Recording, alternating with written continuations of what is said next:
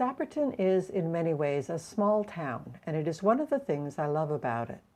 So while the streets have been quieter than usual here, even on a weekend, I treasure the fact that many of our local business owners are known to me. It is for that reason that I worry about them during this pandemic. Is New Westminster, let alone BC, ready to open up? After 2 months of isolation and millions of dollars spent to support workers, is it finally time? Are we opening our doors again to save the economy, just to see it all crash down again if this experiment fails? For me, more to the point, is it safe for me to even consider venturing out in this new, more open world? Can I take the risk? I have a feeling, from conversations I'm having, that I'm not alone in thinking this. So far, it's looked better than most here in BC. I feel pride in how we listened, for the most part, to Dr. Bonnie's words. We social distanced, we stayed home, and we put on our masks if we did go out. We followed the rules, and most folks I know were glad to do so if it helped to achieve our goal of flattening the curve so our hospitals would not be the horror we saw in places like Italy. But we can't shelter in place forever. Even with these precautions, there are losses beyond the darkness of human loss. The closing down of such local institutions as our beloved Army and Navy store exemplify that truth. An unexpected trip to Vancouver left me saddened recently. Everywhere were signs of businesses waiting to reopen. While we didn't have the boarded up landscape of stores that Vancouver saw, still, New Westminster had empty SkyTrain stations and a very quiet downtown and uptown in the last months. But things are changing. With the arrival of warm weather, Sapperton stalwarts such as Cap's Bike Shop are opening to great demand. Bike shops are doing booming business as we look for safe ways to get out and enjoy. We need this venturing out of our homes, but is it safe to do so? For me, the question remains, how quickly can we safely be open for business? And if we do reopen, will people come? How quickly should we be changing? I watch the preparations for reopening with a mixture of hope and dread as I watch to see the daily numbers and how we fare in the next few weeks. I talked with several local business owners to ask how this first week or so of having our town as well as our province open up looked from their point of view. I began with one of my neighbors, Nellie. She and her partner own and operate Eye Expressions, an optical store that provides eyeglasses and contact lenses. We talked about her business, the challenges of running it during COVID, and what she hopes the future will hold for small businesses here in New Westminster. Basically, I came from Philippines, that's 9 years ago, and I came here as a nanny, and then after that I worked for my aunt in the optical, and then I kind of learned about the glasses. And initially, I don't even want to study optician. I actually work somewhere else. It's like a dental industry. And then I realized that, I prefer to have my own business or to work for myself. And then, I studied. And then after that, I took over this business. So it's been 2.5 years now since we had the store. Yeah, I do own the business. Me and my partner, so it's basically family small business.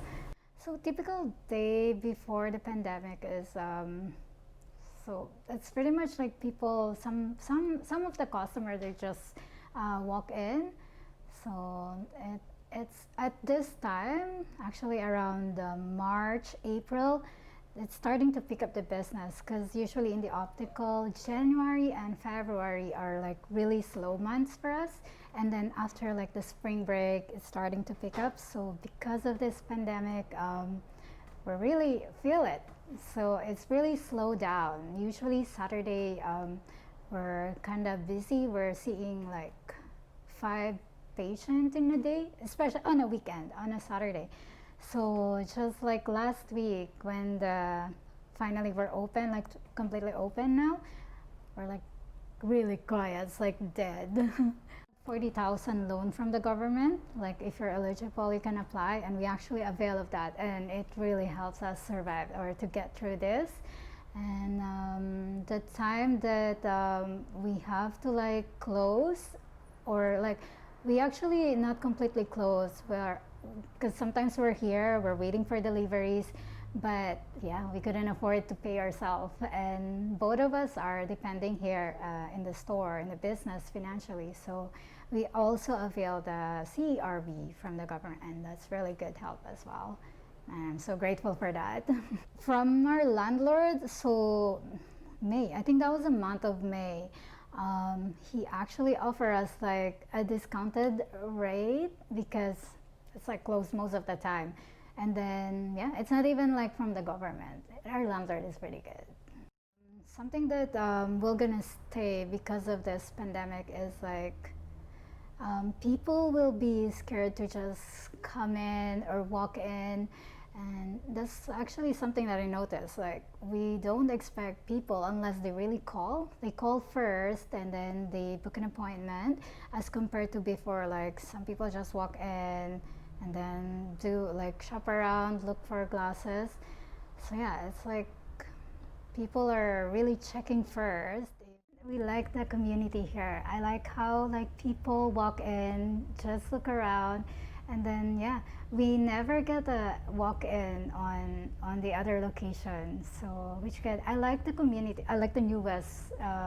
The people in NewWest, they support local. That's what I noticed. They really support localities, and especially small businesses. I think speaking like as a business owner, and then speaking to my fellow business owner, I know that this is a very difficult time, and like we are all affected, I know, and the situation, hopefully when we get back to normal, slowly, I'm pretty sure slowly we will get back to like where we used to be.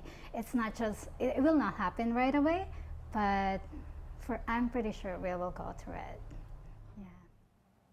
I agree with Nellie that reopening is inevitable for Sapperton. One of the joys of living here is the vast variety of restaurants that we have within a few blocks of home.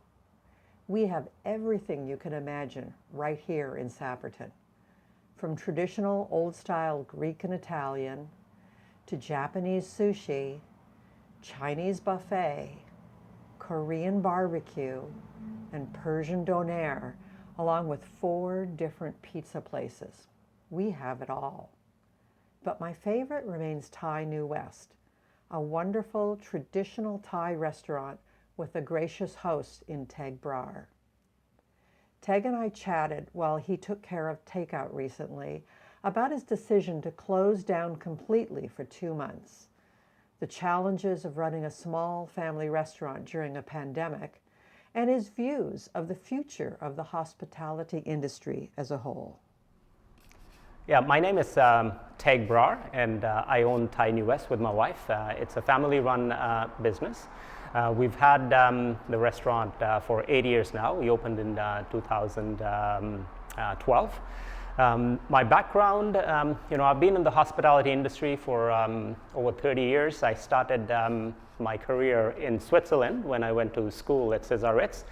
That was in 1990. I graduated from there and went to the United States, to Johnson Wales University, got my master's degree.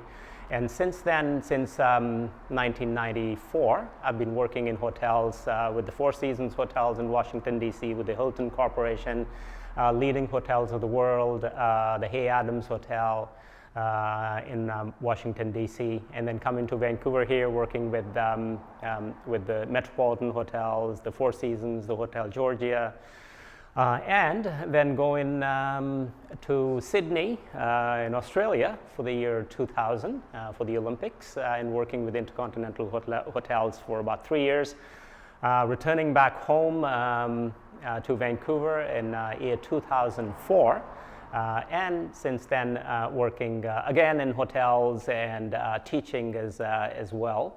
And of course, having the restaurant here in, since 2012. I've always wanted to sort of, have a restaurant, and someone asked me, a few days ago as to when was the first time that you wanted to have a restaurant, and when was the first time that you had planned to open Thai New West. And it was, this was goes back all the way to 1991, 92 when I was in school. So, the idea has always been there. This is something we've always wanted to do. My wife, she loves cooking. She's always cooked for a long, long time. She is, she's the cook. So, I've been working on the service side of the hospitality for so many years. So, a good team. Yeah, we've always sort of wanted a very honest restaurant, not pretentious at all, and we've kind of always wanted to dine at a place which serves excellent food, a lot of authenticity, a lot of purity, good healthy food, and in an environment which we felt was comfortable. So and we've always felt whenever we want to go out to a restaurant, we felt there were few restaurants that offered that.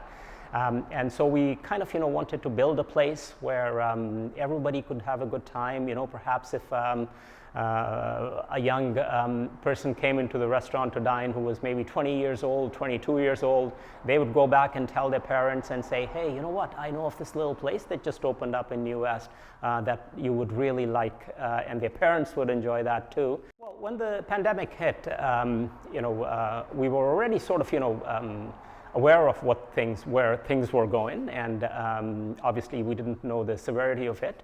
But as soon as we found out that this was really, really serious, we, my wife and myself, and obviously the team sat down, and we decided to close the restaurant, and for a few simple reasons, because, one, we wanted to play a positive role within the community. We wanted to ensure that we were not risking anyone's health, especially beginning with our guests. We wanted to keep them safe, and obviously we wanted to keep the staff safe and our family safe.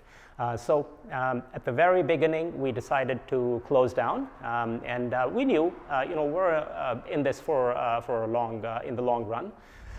So we opened, exactly a week from today. So we've been open for about 6 days. And first of all, I'd like to thank our community, our loyal guests that have shown us unconditional support. We were a little worried, like every small business is, that okay, when we do open, will people come back? Will they know that we are open? But we had the signs out for just a few days, and obviously over social media, we communicated with our guests that we would be opening for takeout. The support was overwhelming. So we're very humbled by that, and we'd like to obviously thank our guests for that. For the moment, what we do is we're focusing on the kitchen. We make sure that we're very careful about people coming into contact with each other in the kitchen. We've got a small kitchen, so we only have 2 people working in the kitchen. Even we ensure that the pots and pans are thoroughly washed. They are separated, and they're not handled by different people. Moving forward, we will obviously, be opening up for dine-in guests. So we're licensed as a 46-seat restaurant. So we will be opening up with about 20 plus seats, which is about 5 tables. We will make sure that each of the table, we've got it separated, and it's 2 meters apart. So it's a small dining space, but I think we'll be able to do it very easily, and at the same time maintain the atmosphere that we are known for. So already, during the last 6 days, a lot of our guests have actually come to us and say, when are you opening? When are you opening? So it's going to be just perhaps maybe a week or 2 weeks once we get our bearings together, because we just opened 6 days ago after having been closed for over 2 months. So we're kind of getting everything together. Also, a few changes. Obviously, we will be also delivering through a third party, which is DoorDash. We do have a lot of our guests, that actually prefer to come and pick their food up themselves. So we get lots of takeout orders. Even before the pandemic, we did quite a bit of takeout business, and we had never actually teamed up with any of the delivery services. But now, moving forward, we will be teaming up with DoorDash and potentially another partner. Being in the hospitality industry for 30 years, working in hotels for a number of years, hospitality always resists change. And it's a difficult time for hospitality because we are probably the last industry that changes. We only change when the customers force us to change. But then, having said that, I think businesses, small businesses, will have to go lean. They'll have to watch their bottom lines more carefully, and we've got human beings can adapt. Sapperton has a history of adapting to changing times. It may not be Vancouver, but as the oldest part of New Westminster, it certainly has a flavor all its own. I love that we have all kinds of businesses, and that many have chosen to stay in the neighborhood, even if their circumstances change. Our next interview is a great example of this. Urban Bliss Wellness Spa began in the back of Sapperton's then landmark Big Pink building, Cadeau's. When that business closed down, she moved a few doors down to her own storefront. One of the things I found so interesting about these interviews is how each business has its own story of how it got to where it is today. Owner Clara Kovacs is no exception. We got together recently to talk about her journey, as well as the many health protocols she's been putting in place. These protocols are no small detail when your business is a spa. As you can see, it takes a lot of forethought to reopen a spa in the middle of a pandemic. I'm the owner of Urban Bliss Wellness Spa. I started out as an esthetician in 2004. I'm a graduate of Blanche McDonald, and back in 2004, I started working as an esthetician by myself, renting a room in a medical clinic. And this medical clinic was more like massage therapists and chiropractors. I worked with a midwife, which was interesting. So I worked in this clinic for about a year, and then I moved to North Van and moved my business, renting a room again in a hair salon in North Van for 2 years. And then came back to New Westminster and resumed renting from my former medical clinic. And I worked there for about 6 years. Then I moved over to Cadeau, again, still working by myself and building my client base. And worked in Cadeau. I took a spot over there in 2011. 2011, I was actually asked to go down to do facials on celebrities at the pre-Oscars. So moving forward, in 2017, the owner of Cadeau sold the building, and I was very, very fortunate to get a storefront 3 doors down from my former location, so moving wasn't too difficult. A lot of our clients have been super supportive during this time and have reached out to me personally to check in to make sure I was okay. And so basically, I think everybody's just anticipating and moving forward in a cautious way, respectfully, and just being able to sort of settle into this new world that we're been faced with. Our cleaning protocols are pretty high standard as it was. The only difference we're going to be seeing is cleaning high touch point areas after each client. Also, the hand washing is going to be even more than before because there's like the removal of a mask, for instance. You're supposed to wash your hands before remove the mask, dispose of it, wash your hands, put on a new mask. So there's going to be a lot of hand washing and involved. As far as working close to someone, where we are unable to provide plexiglass or any kind of other barriers, we're going to be wearing face shields, which are coming. They're kind of behind in shipment right now. But we are doing that. I also hired a professional cleaning company to come in once a week. And 2 days ago, when they came in for the first time, they provided this this extra cleaning called an Enviro Shield. And this Enviro Shield is a spray that they distribute all over the space to create a to eliminate any viruses and to create a barrier on surfaces. They have to fill out a pre-screening form before they show up for their appointments. And those are all electronically sent to them. And that was a lot of work setting that up. We have other protocols in place that are going to be posted on my front door. I'm just waiting for the order to arrive. So I had to do the marketing design for all that and purchase extra signage. I've mentioned before that I also had to hire a cleaning company to stay on top of the regular cleaning, the weekly cleaning. We will now have to take longer breaks after each client in order to follow Fraser Health protocol and Work Safe BC protocol in cleaning.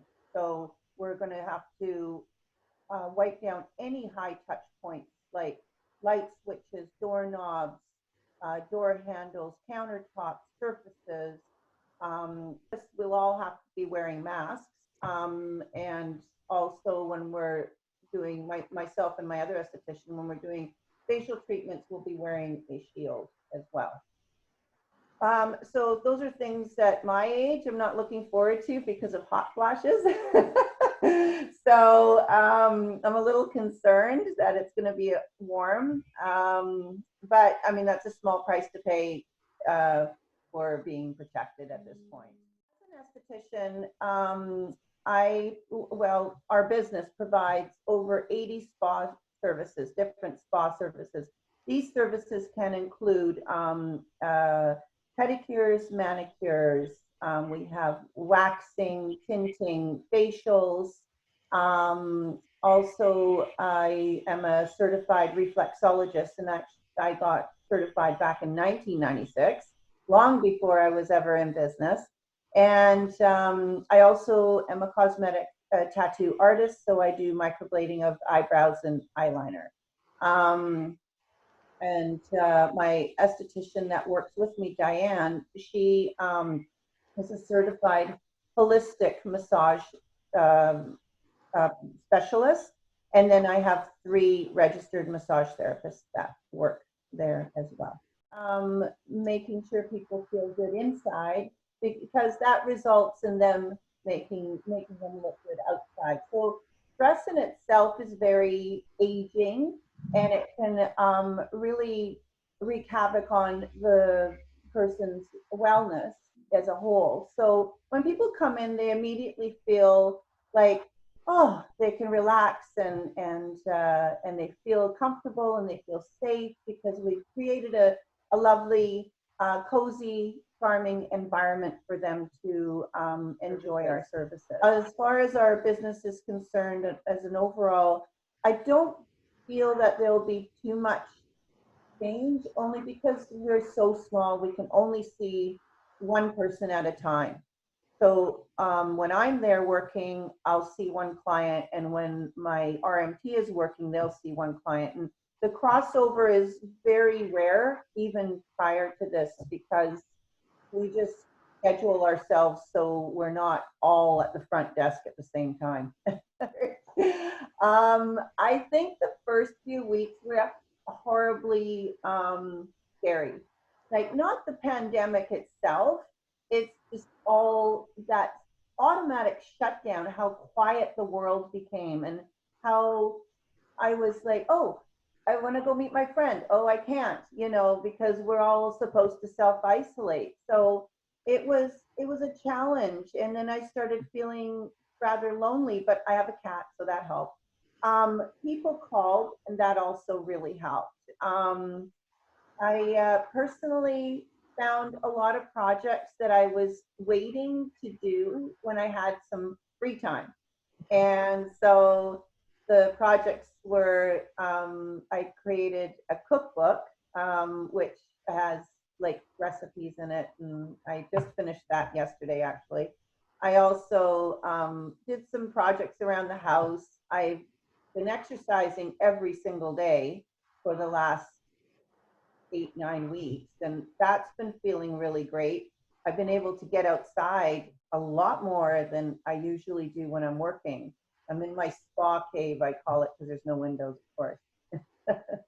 But personally, I think with the mindset that a mindset and the support that I've had, everybody kept reiterating that we're in this together. And I took comfort in that because I wasn't alone, really, because we were all globally affected.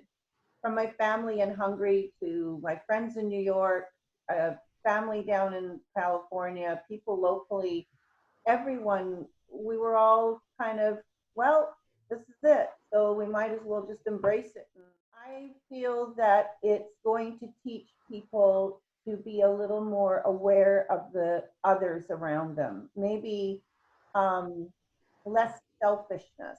Notice that when I'm out and about, people are a lot more friendlier. They say hello, they nod, they acknowledge you. And that was something I've noticed in the last many years that has stopped being a courtesy. And now people are being a little more, I don't know, um, communicative. People just love to talk, and they are so much more approachable and friendlier. So it's so sad that it takes something this devastating for people to wake up and find that within themselves.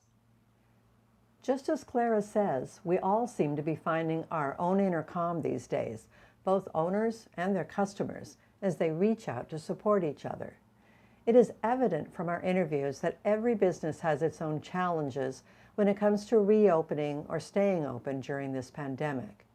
But in the week or so that I did these interviews, I'm seeing more and more businesses getting ready to open. The local martial art folks are cleaning and thinking about reopening soon. Until then, they're offering online courses in the studio, which still needs daily scrub downs. We joke about their upcoming dishpan hands from the amount of cleaning it will need, hands-on, to keep a business like his open. But like many small business owners, I have no doubt they'll do everything they can to be able to follow their passion. They aren't alone in this. From uptown with its mall, library, and busy streets, to downtown with the iconic waterfront walk, we have a lot to be proud of here in New Westminster. Not the least is our ability to be resilient. Slowly but surely, I'm seeing signs of businesses opening up again. Of course, the reopening of local business is so much more than about dollars and cents. For many of us, the very fabric of our neighborhood lies in our businesses. Whether we're heading uptown for a donut and coffee with a friend, or in Sapperton, treasure hunting at our favorite thrift shop for a little something for the house, our local businesses are part of our local identification. We lose them, and we lose a part of ourselves, and the reason we've chosen this corner of British Columbia as home. The pandemic is far from over, but at least here in New Westminster, we're looking to find ways to safely return to as close to normal as we can. This week, I even returned to my favorite restaurant, the Waffle House, with a friend. The place may have looked a bit different, but going there sure felt like returning home. So have a bit of joy with a friend this week. Stay safe, be kind to each other, and we'll all get through this together.